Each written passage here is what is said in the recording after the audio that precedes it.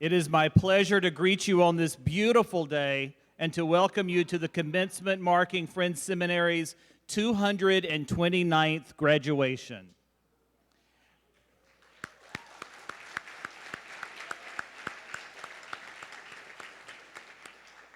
And recognizing the importance of this moment, the first thing I'd like to do is invite you to disable all cell phones and other noise-making devices, please.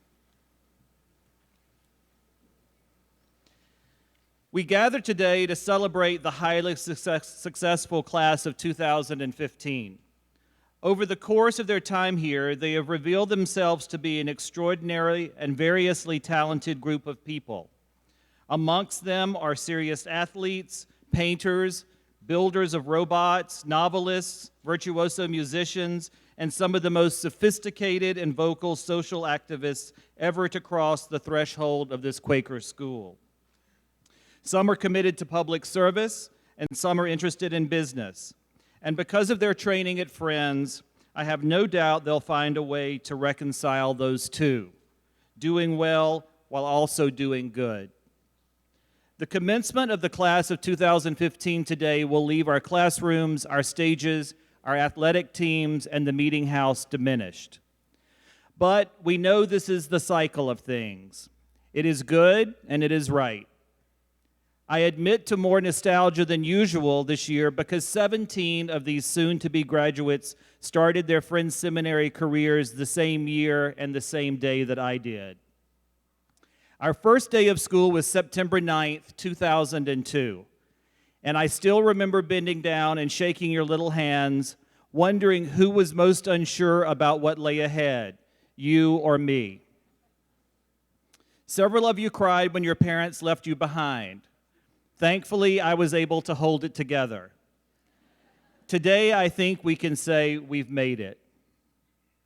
Now I'd like to introduce the class as it accrued and built strength and character over the years with the addition of each and every member until it reached the 58 graduates you see before you today. As I mentioned, there were 17 lifers who joined me on that day in September 2002. Would you please stand?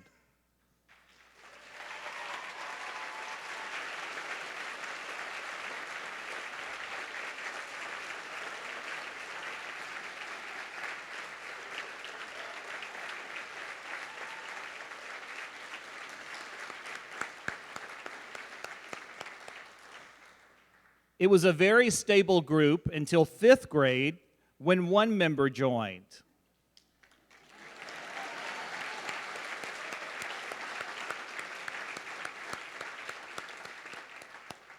And in 6th grade, along came 9.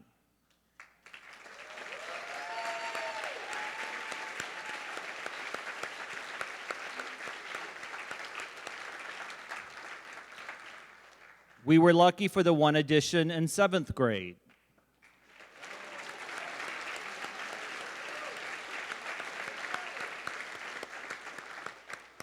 And in 8th, there were 2 more.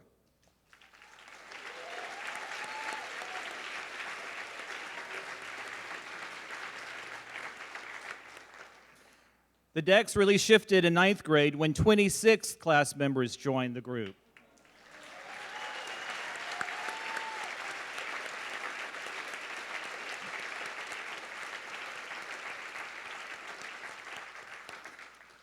And in 10th grade, there was one very special applicant, and we just couldn't say no.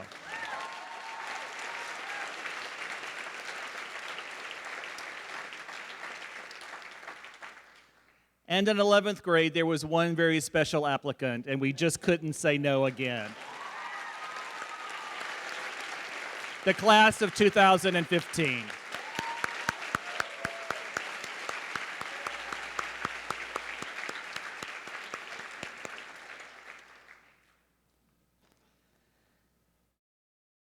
This ceremony marks an important moment in the personal and educational journey of these young men and women before you.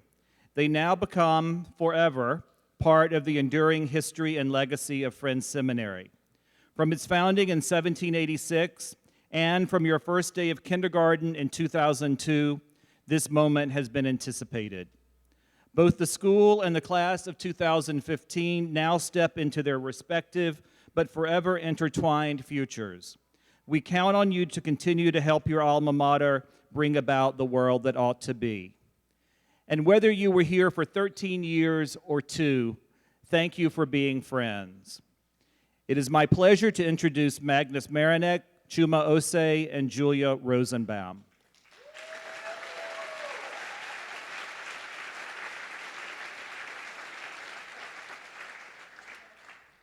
Thank you, Bo.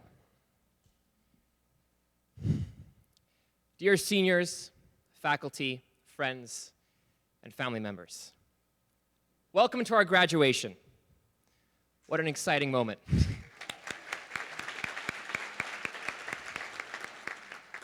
Whether you're already feeling nostalgia for these Spanish gray walls of Meeting House, or just bouncing to get out of here, graduation is important for everyone. That's because it has 2 meanings. The first, graduation marks the end to a legacy we have left here at Friends. All of us here, no matter how noticeably, have changed this community and left our distinct touches that will far outlast our time. Perhaps that change was a sculpture you created in an art class, a STUFAC bill you helped pass, a spirit bus you hopped on to support a team through a stressful game, a student you peer tutored in the academic center, or even a friend you supported through a rough time.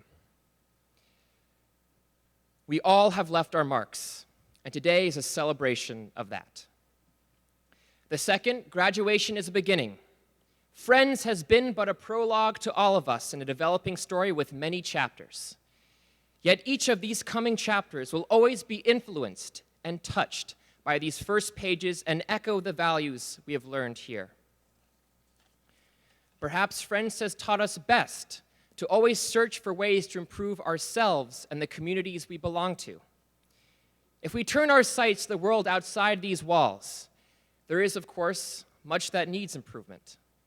Perhaps you could say our world needs its own graduation, from an environment that's unethical and unsustainable to something new, something our school has helped us to foster. Therefore, although we have all accomplished so much already, our future attainments will occur in how we use what we have gathered here at Friends to improve the lives of those around us. So I invite everyone here. Let today be a celebration not only of our years well spent at Friends, but also of our readiness starting in this room to bring about a world that we know ought to be. Thank you, everyone, for joining us here, and my official welcome to our graduation.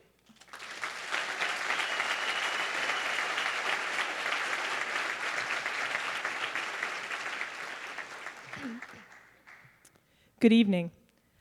I'd like to bring you back to a specific moment in time. It was during the last meeting of our sophomore year. Dana Krein, who had been our Dean of Students, was moving to a different city and therefore was leaving Friends. We had plenty of time to say our goodbyes in the weeks before, but at this last meeting, we all rose spontaneously and gave her a vigorous standing ovation. It was an incredible sight. I'm sure you all remember when she stood right in the middle of this meeting house, literally surrounded by those who had appreciated her in so many different ways. We knew her as a first guide to world history, as the conductor of our student lives, or sometimes as a sweatpants provider. In that moment, we stood together, joined in gratitude, the entire upper school, honoring our teacher. And while we were all applauding, I realized something. And it truly changed the way that I felt about Friends. I realized that acknowledgement is at the very core of a Friends education, and that I wanted it to become the very core of me.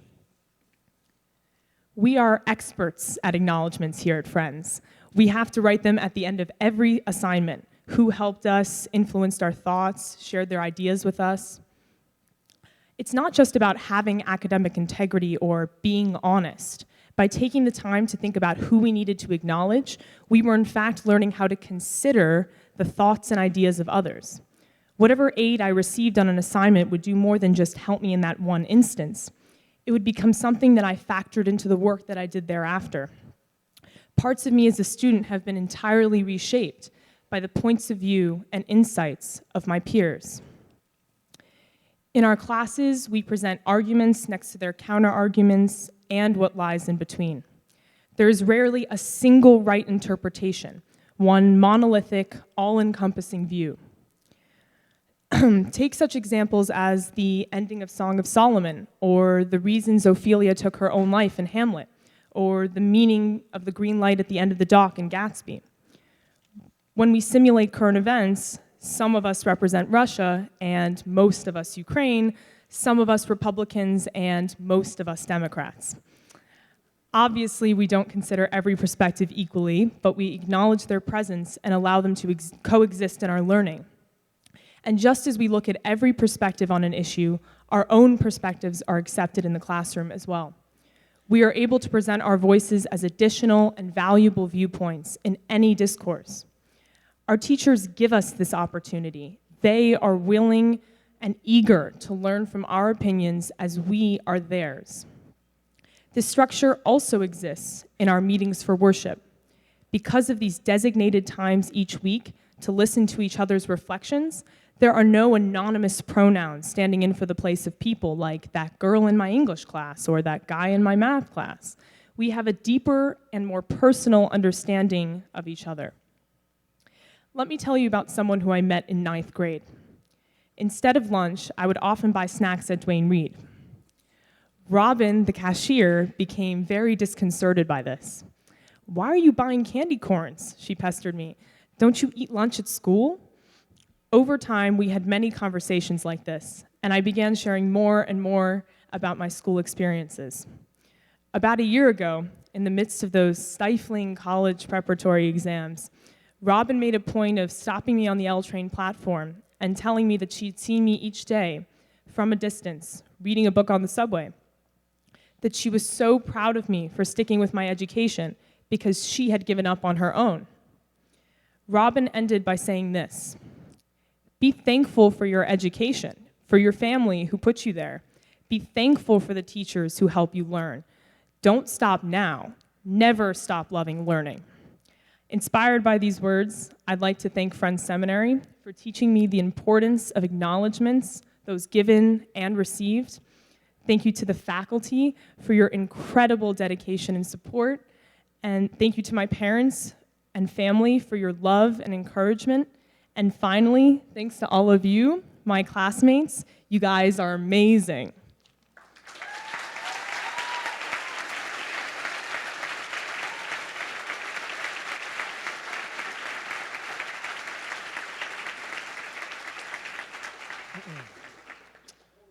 Good afternoon.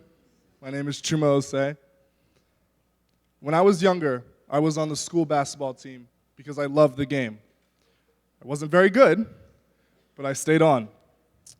I was really into it, and I would watch the NBA games thinking to myself, maybe in a few years, when I'm a senior and 6'7", I could dunk and shoot like Ray Allen. And looking back now, I'm not 6'7". I can't dunk or shoot like them. But I think it's funny how when we are younger, we like to conjure this image of our future selves, and then later on see how far off or how closely we are to that imagined adult. It's mind-boggling to me that 3 years ago, we were at Powerhouse for the very first time, writing to each other little notes on these little boxes, It's crazy that 2 years ago, we all planted potatoes or garlic in the mud for service day with, food ink so embedded in our brains. It's crazy to me that last year we were struggling with finals, SATs, and choosing a college to go to. I think also it's incredible that tonight we're all here ready to graduate. I'd say we've worked pretty hard as a grade, some more than others more than some, and that's 100% completely fine. I still think it's crazy that we're all here right now on these benches in these suits and dresses. We've primal screamed as a whole, we've stressed as a whole, we've laughed as a whole. We made it, guys. Props to us. Ladies and gentlemen, one more time, give another round of applause to the class of 2015.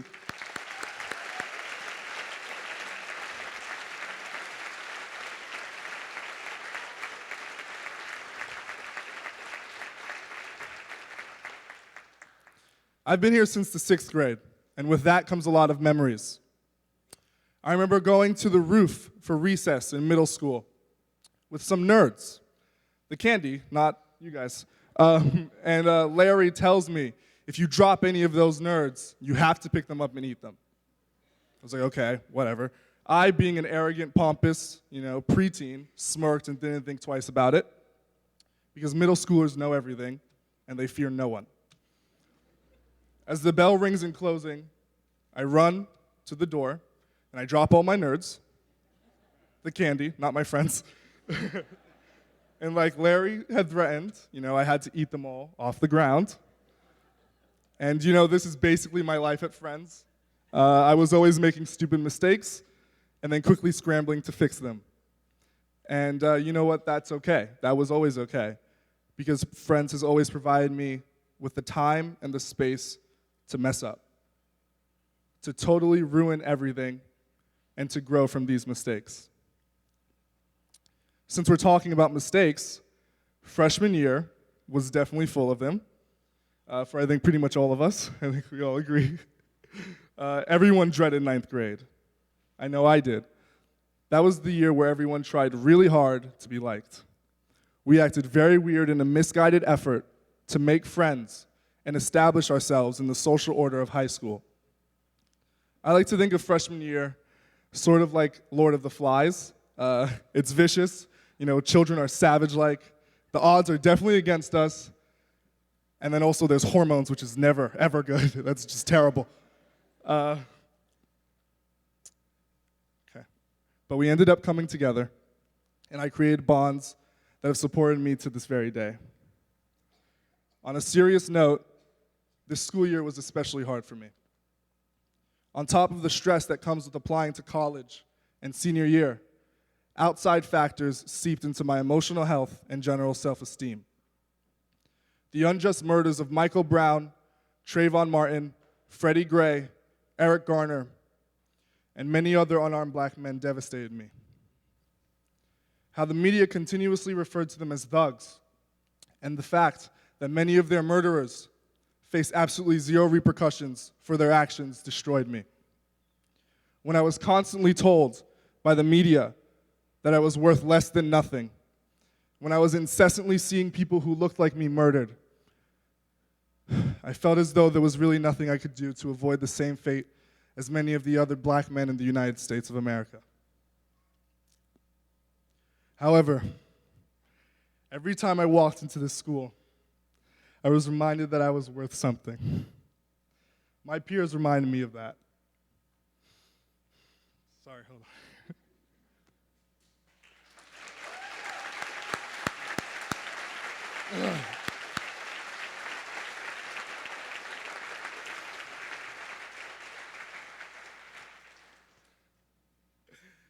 I felt respected, and I felt loved by my friends here. When I was around people who truly cared for me,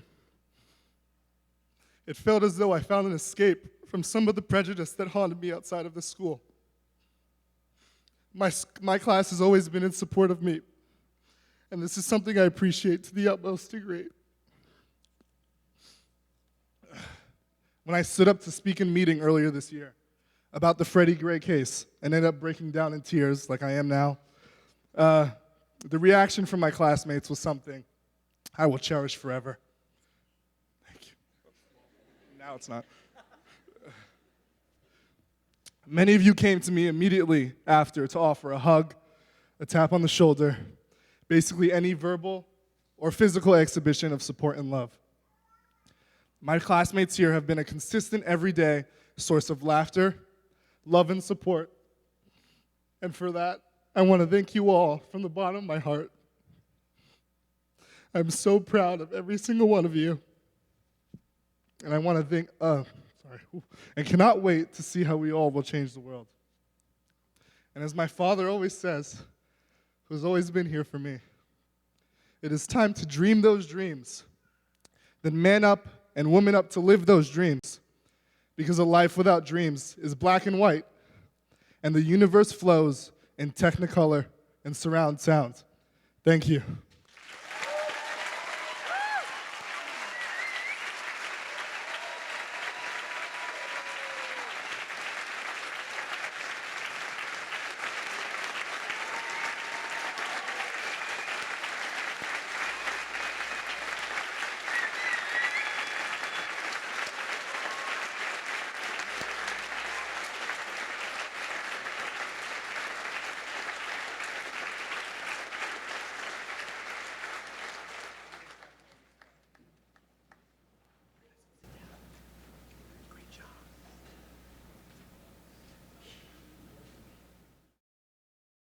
Anyone who has taken one of Jason Harris's classes has experienced an internal revolution.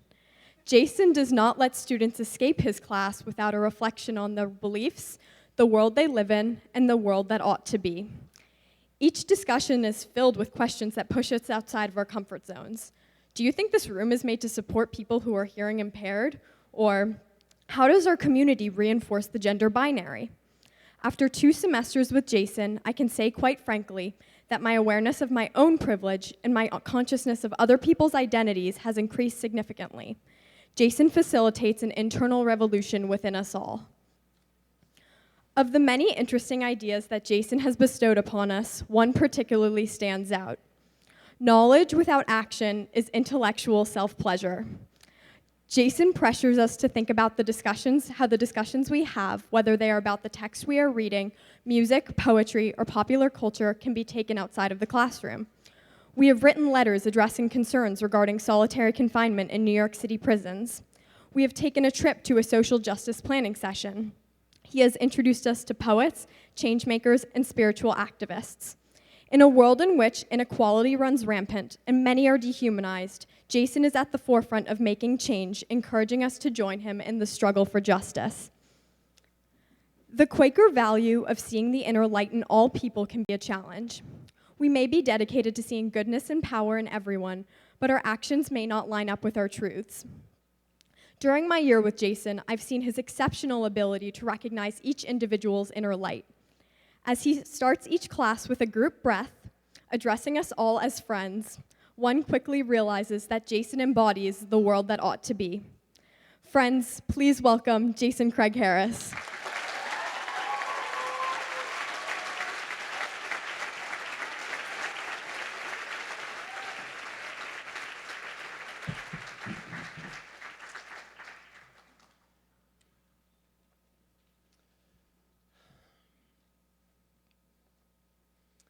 Class of 2015, their friends and families, alumni, faculty, and staff colleagues, Wendy and Bo, I am honored to have been invited to share a few words with you all.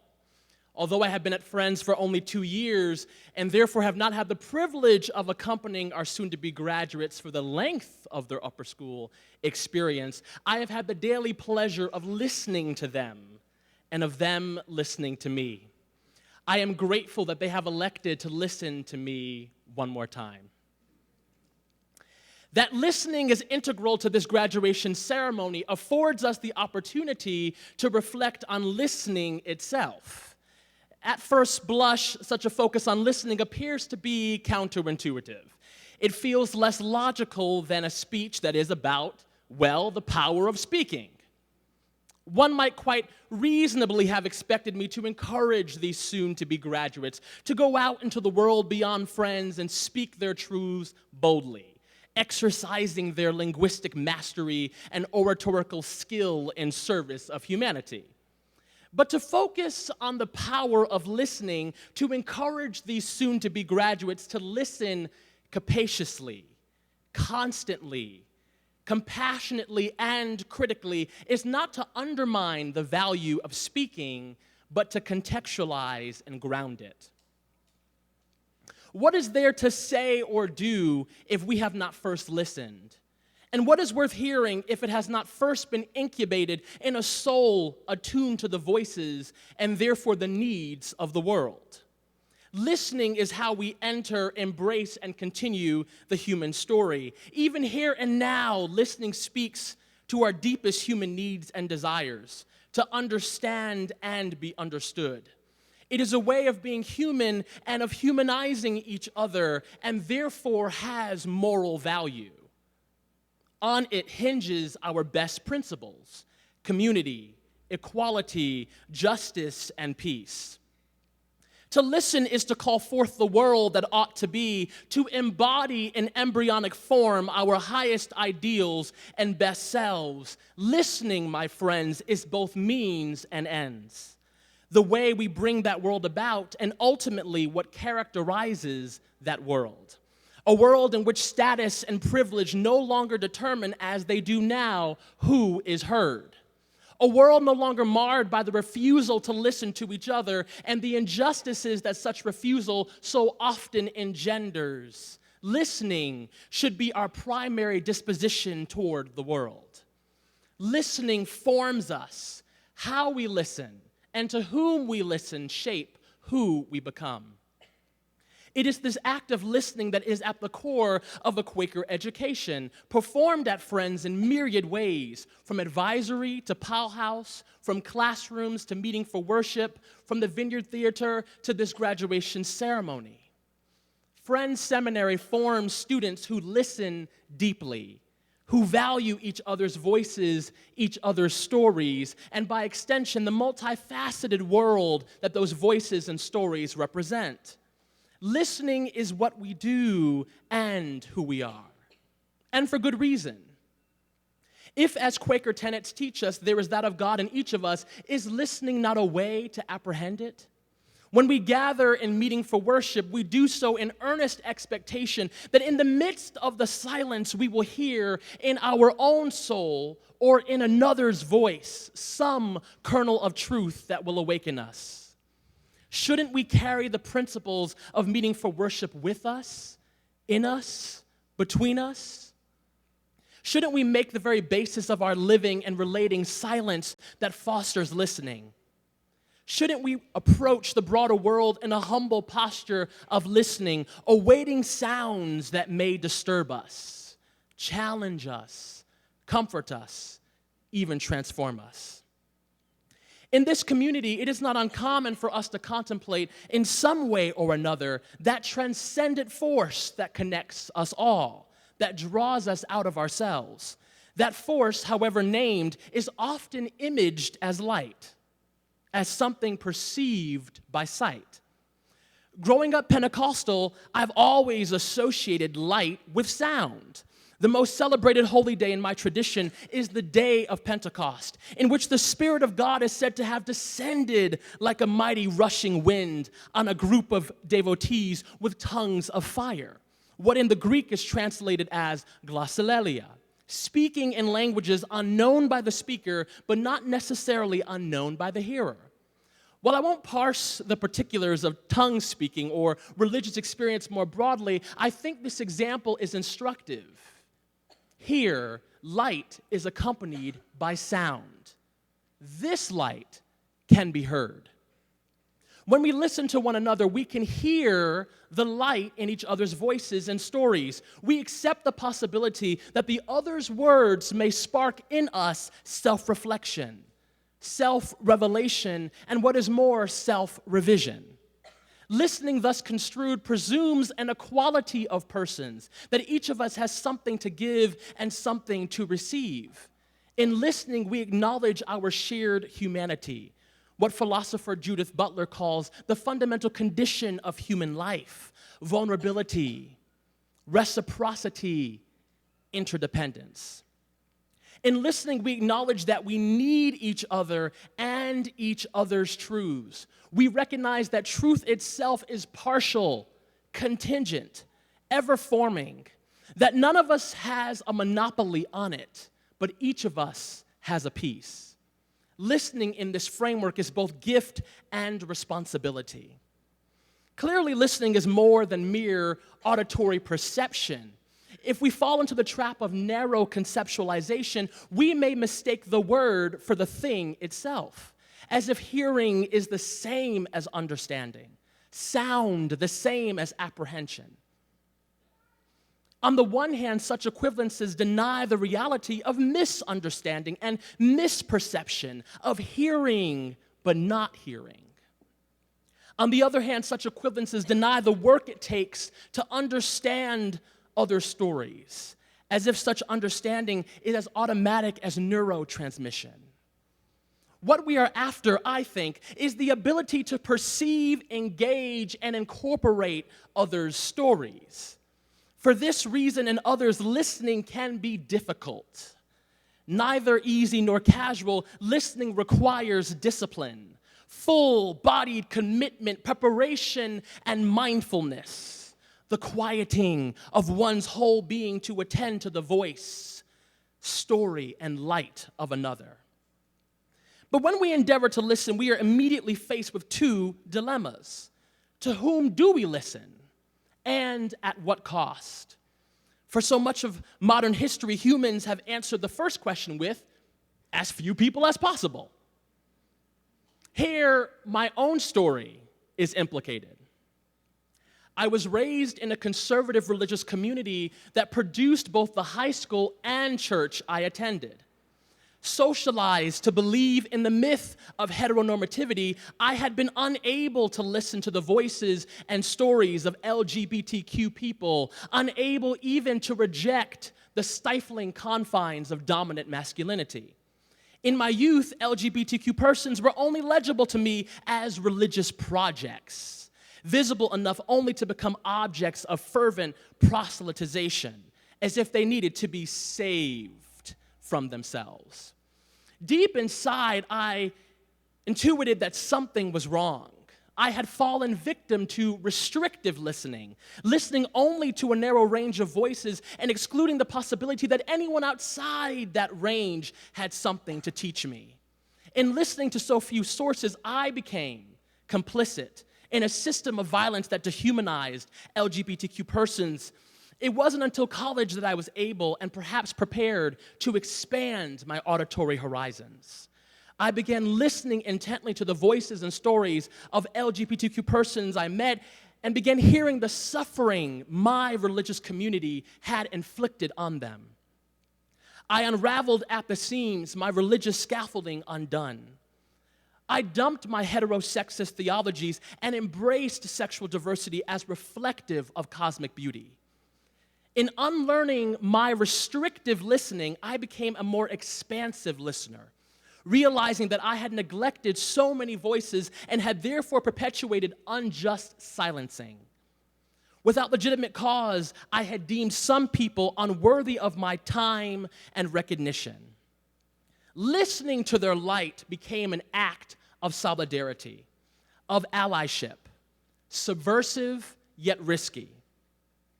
To listen in this way is to become vulnerable, is to be open to the possibility that one's worldview will be shattered, that one's preconceived notions and received truths will be rendered illegitimate. Listening takes courage, often costing us our sense of certainty, but always giving us in return humanity. True listening always contains the seeds of self-transformation and therefore of remaking the world. Expanding the voices to which I had been listening enabled me in turn to reapproach my religious community of my youth with a deeper skepticism. I listened to them with more critical and discerning ears. To listen in this way means that one cuts through propaganda, that one hears the story behind the story, or as Judith Butler puts it, hearing beyond what we are able to hear. One not only registers information, but also evaluates it. One listens attentively and analytically, hearing not only what is said, but what remains unsaid or simply unheard. Such listening exposes what dominant ideologies must conceal and who they must render invisible to present false information as coherent and not suspect, as the only story in town. Deep listening produces deep questioning. In her TED Talk, Chimamanda Adichie reminds us of the dangers of a single story. She urges us to broaden our horizons, not to restrict to one group those to whom we listen, those whose books we read and whose stories we amplify. Restrictive listening is perilous, at worst self-deceptive, and at best myopic. It is more about comfort than compassion. And here again, my story appears in the rearview mirror. Having recently arrived in a middle-class bubble from adolescent days spent on welfare, I cringe every time Mom describes her continuing saga on the lower rungs of capitalist economy. My heart breaks every time she narrates yet another humiliating encounter with her welfare caseworker, another dip in her wages, or her latest paralytic episode at the hands of debilitating fibromyalgia, unhelped by inconsistent and anemic health insurance. Friends, heartbreak is the cost of listening to suffering. An immigrant from Jamaica who dropped out of high school at 16 to raise my then newborn brother, Mom immigrated to the US in her 20s in search of a better life, which thus far has been circumscribed by the politics of gender, race, education, and class. Acutely feeling the ceiling above her head, Mom's highest hopes is to win the lotto. Mom's stories unsettle me, imposing on me my past, destabilizing my sense of security, and making uneasy my class assimilation. Although I don't always know what to do or say, listening to Mom heals us both. It liberates me from complacency and makes her feel heard, as she is so often not in a world unkind to poor Black women. To listen to others to the world means that we will not always be certain of what we will hear or what it will beckon us to do. If we listen carefully, we are likely to hear suffering, exploitation, oppression, and struggle, even in unexpected places. Such listening may frighten us, may confront us with a sense of impotence, reminding us that we are not in control. We may find ourselves wanting to retreat to the safety of restrictive listening, to prisons of privilege. But if we habituate such retreat, we will lose the opportunity for self-transformation and meaningful impact. We may wonder if listening is enough. I would say no, ultimately not, but it's a start. Indeed, the only logical one, the very foundation of thoughtful social and political action. Soon-to-be graduates, you have worked hard to become good listeners. You are well-equipped to embrace the ethical labor to which expansive listening invites you. You are brave and empathic, courageous and compassionate, qualities that are indispensable to the work of listening to the world. I have the highest hopes that you will take these qualities with you beyond the walls of Friends, into your continued studies and service. May you always listen to the voices of those victimized by imperialism, jingoism, racism, sexism, heterosexism, classism, ableism, religious bigotry, and an environmental degradation. May you never retreat from what you hear, resisting the luxury of comfort. May you discover again and again the power of listening, and may your listening heal the world.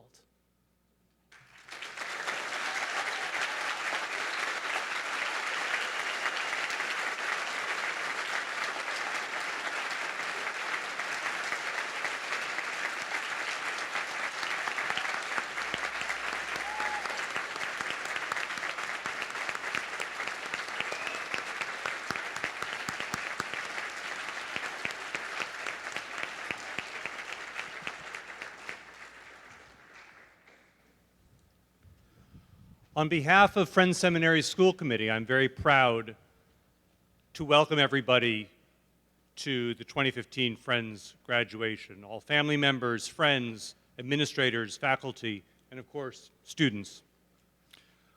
I'll just take a minute to talk very briefly about school committee and what we do. We spend our time focused on various issues of importance to the school. The 18 members of school committee, 9 of whom are appointed by the New York Quarterly Meeting, meet monthly in person and remotely as often as necessary. We have subcommittees that also do vital work. Our discussions are varied. They're often financial. How do you run an independent school in New York in a way that serves families from all backgrounds and all types? How do you ensure that our amazing faculty are paid fairly and respectfully? How do you provide enough space for students, and indeed the right kind of space for students? And often they are non-financial. I think we probably ask the same questions that students ask. How do we balance off Friends as a strong independent school with Friends as a Quaker school? And how do we react to challenges of all sorts that arise from time to time? These are ever-changing issues. Some are big picture issues. Some are things I would probably describe as small ball, but they're all very, very important. This is a really nice time of year for us. At our last meeting of the year, the last school committee meeting, which takes place next week or this coming Wednesday, we always reflect back on what we've achieved for the year, and generally it's a pretty good feeling. But that good feeling pales in comparison to how great we feel being here at graduation. This is where school committee, honored to be here, and we get a chance to zoom out, to zoom back, and let the big picture, the totality of a Friends education, really wash over us. This year I've been thinking about all the work involved in that kind of an education. The work of all the teachers at Friends that you have ever had to grab your interest, to guide you forward, and to nudge you when necessary. The work of the extraordinary administrators and staff, including Bo, who, as we were reminded today, the only principal any of you have ever had at Friends, and we are extraordinarily fortunate to have had 13 and counting, and we hope many more years of his service.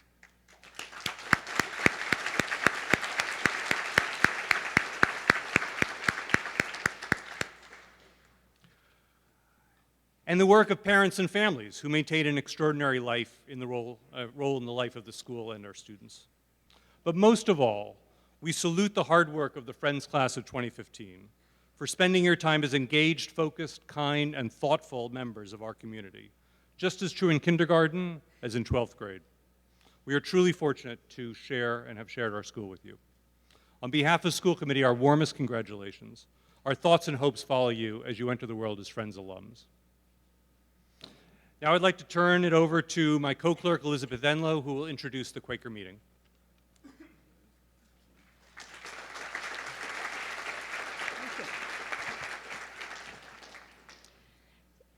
Among the many gifts of a Friends Seminary education is the rare gift of entering into silence unafraid. What an extraordinary thing. Knowledge, love, wisdom requires waiting, and as Jason has spoken to us tonight, deep, deep listening. Quakers, Friends, believe that there dwells in each and every one of us that of the divine, the inner light that has also been reflected upon this evening. A Quaker meeting for worship, which you have heard a number of the graduates speak of, is conducted in this sometimes frightening silence, but not to our graduates. It's a waiting silence, a silence that makes possible a deep calm, a profound listening opportunity, and the possibility of a revelation of something we might not otherwise have ever thought of. After we enjoy hearing the readings from Michael and Catherine, we are all invited into a shared silence. Any one of us may find ourselves moved to speak, having listened deeply to that which is within us. Please do so. And there will be many of us who are not yet prepared to speak or don't speak tonight. Those who speak and those who don't speak equally participate in this meeting for worship in silence. We will close that period of time with a shaking of hands. Thank you.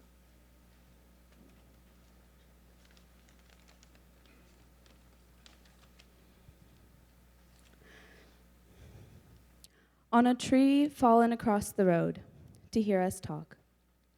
The tree the tempest, with a crash of wood, throws down in front of us is not to bar our passage to our journey's end for good, but just to ask us who we think we are, insisting always on our own way so.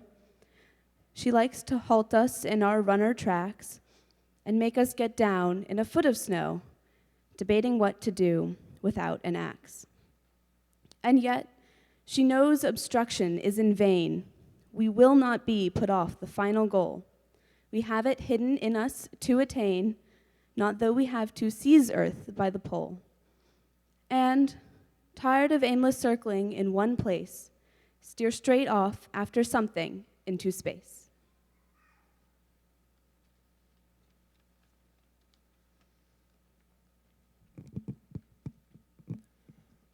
At the San Francisco airport. This is the terminal. The light gives perfect vision, false and hard. The metal glitters deep and bright. Great planes are waiting in the yard. They are already in the night. And you are here beside me, small, contained, and fragile, and intent on things that I but half recall, yet going whither you are bent. I am the past, and that is all. But you and I are in part one, the frightened brain, the nervous will, the knowledge of what must be done, the passion to acquire the skill, to face that which you dare not shun. The rain of matter upon sense destroys me momently. The score, there comes what will come.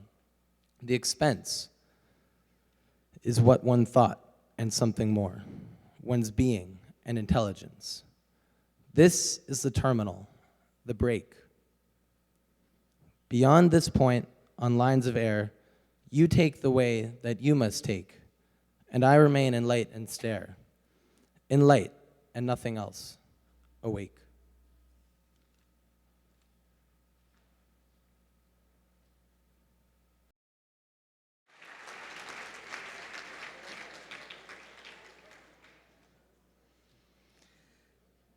So, now, on behalf of the New York Quarterly Meeting of the Religious Society of Friends and the Friends Seminary School Committee, and is approved by the faculty and administration, it is with pleasure, great affection, and admiration that I present diplomas to members of the class of 2015.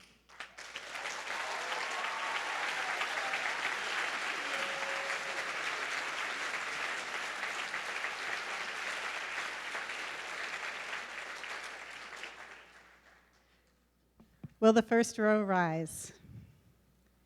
Timothy Dean Bino.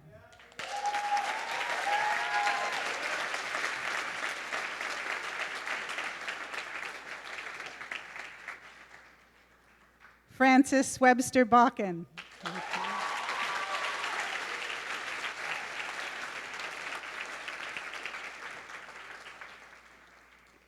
Samantha Brooke Barkin.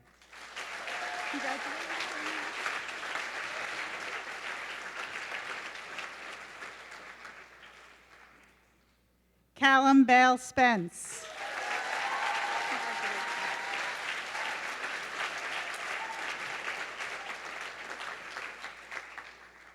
Kira Antonia Benforte.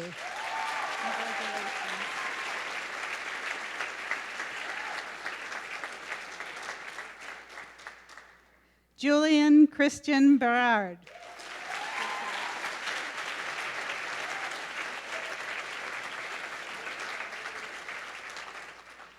Matthew Hudson Bialowski. Julian.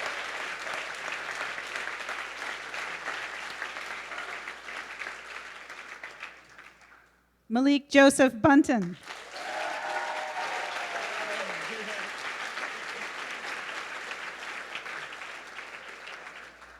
Tyler Jared Connellis.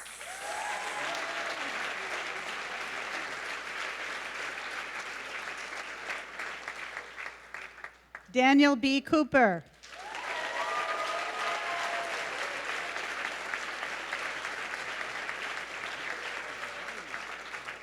Lila Joy DeFranco.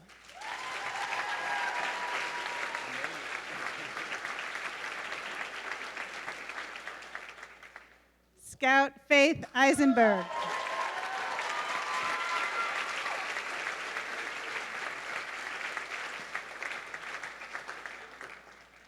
Miranda Claire Lloyd Evans.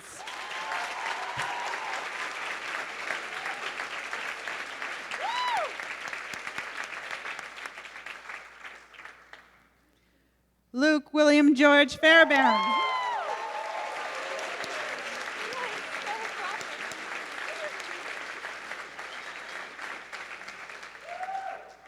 Shiraz Ariane Fazli.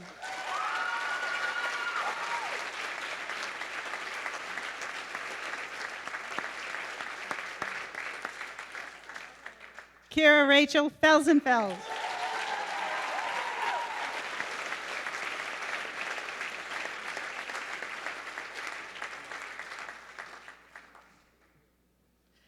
Will the first row be seated and the second row rise? Jamal R. Fisher.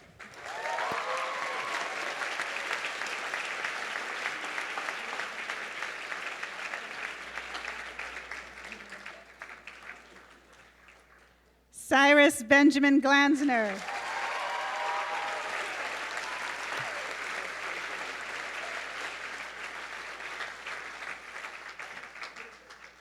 Andrew Taylor Hampton.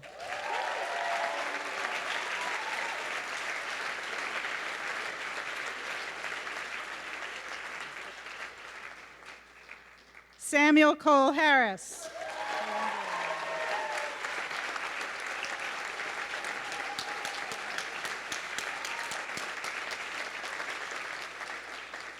Anna Mae Heckman.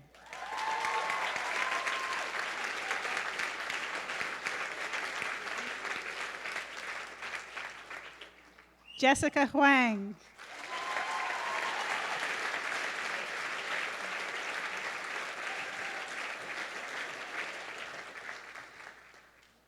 Alessandra Michelle Lampietti.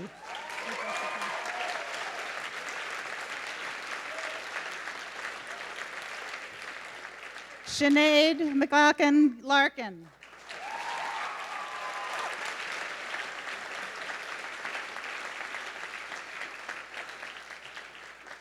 Michael Collins Litke.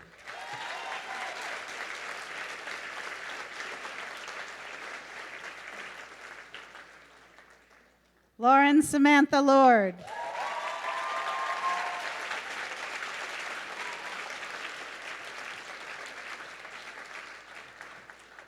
Michael Beltramo Lowe.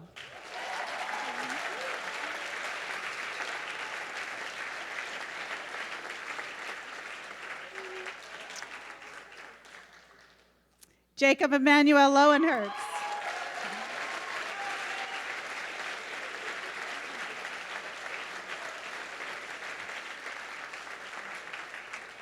Catherine Marie Lucy.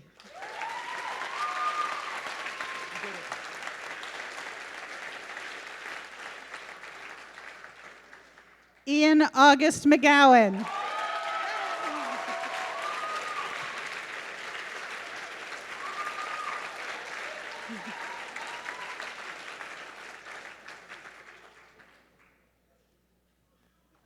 Will the second row be seated and the third row rise?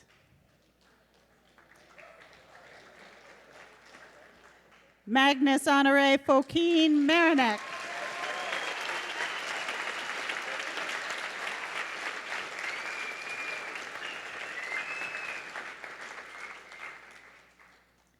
Emma Mary Meyerkoff.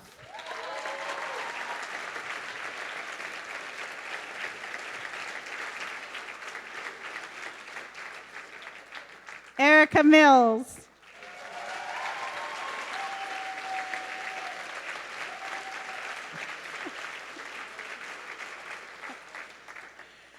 Booker Cipriano Mitchell.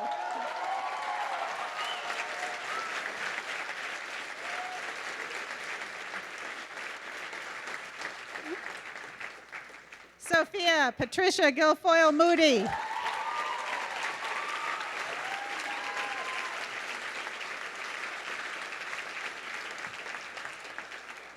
Philippe Christopher Noisy.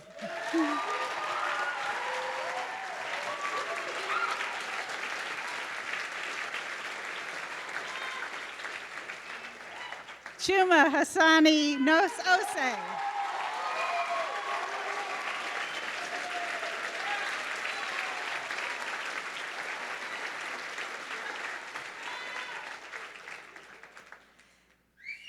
Abigail Elizabeth Panitz.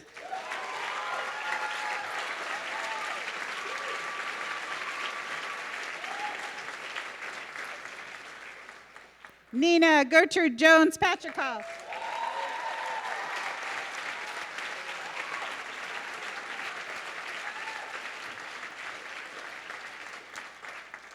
David Benner Perry.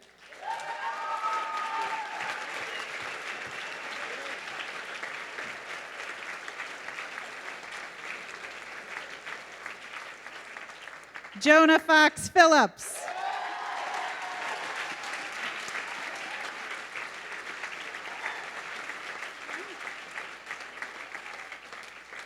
Jacob M. Platel.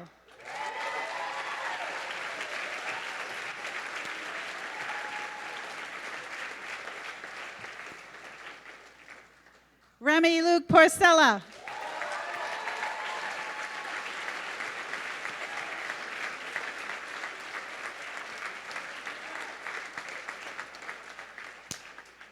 Dylan Gregory Pryor.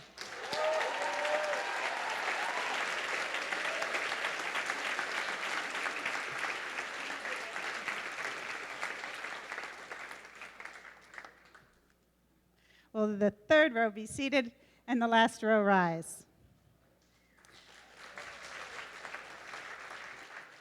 Martin Luis Rather.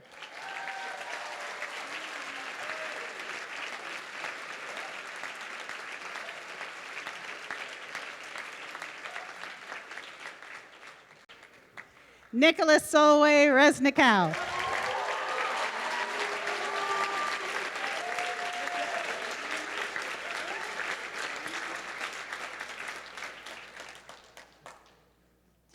Julia Barish Rosenbaum.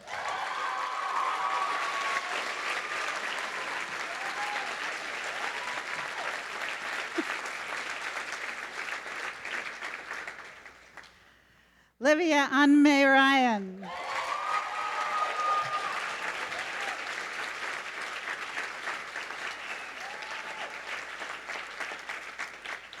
Annabelle Claire Sadoff.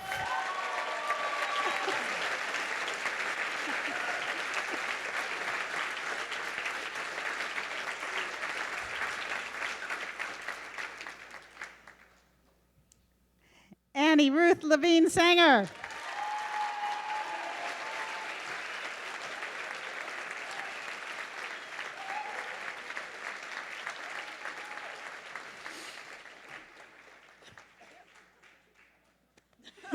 Catherine Grace Samuels.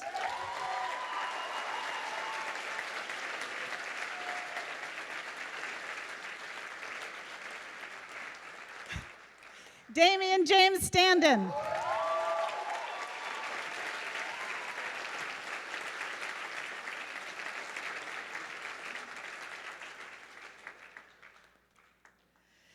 Jacob Edgar Thorman.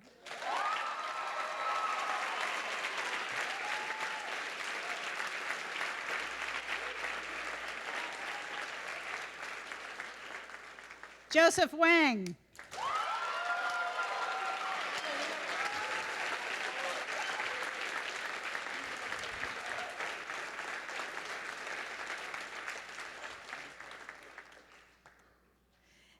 Eleanor Emanuel Weisberg.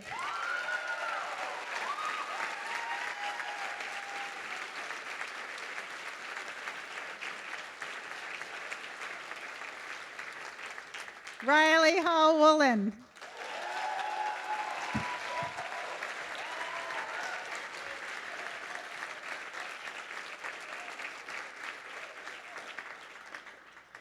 Samuel Benjamin Zeev Cohen.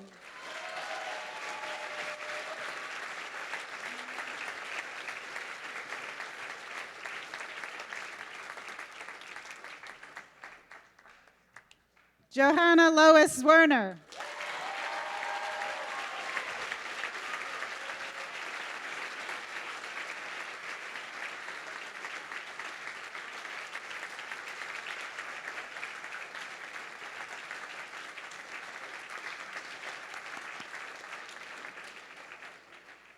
Ladies and gentlemen, the class of 2015. Congratulations.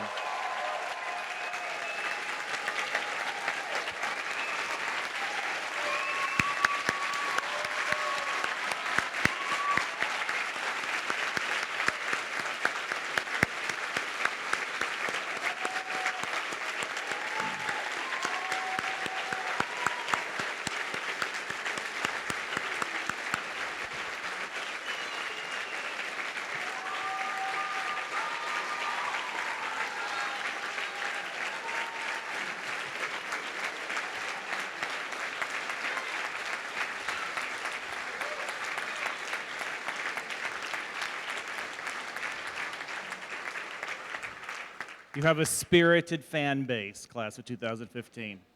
Please be seated. We will now sing the alma mater.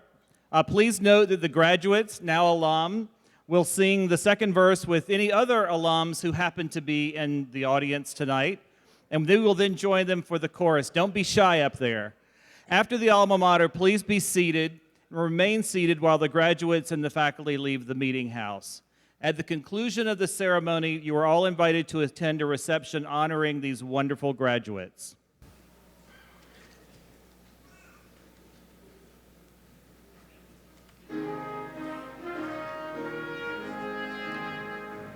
In Gotham town there stands a school whose walls are aged in fame. Full many a song our forebears raised in praise of thy great name.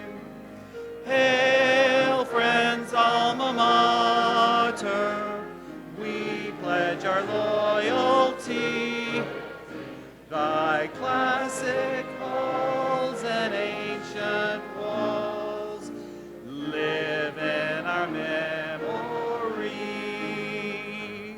Our days and friends will soon be o'er. Enjoy them while you're here. Come raise the cup of knowledge high, the seniors chalice dear. Hail, friends, alma mater, we pledge our loyalty. By classic halls and ancient walls.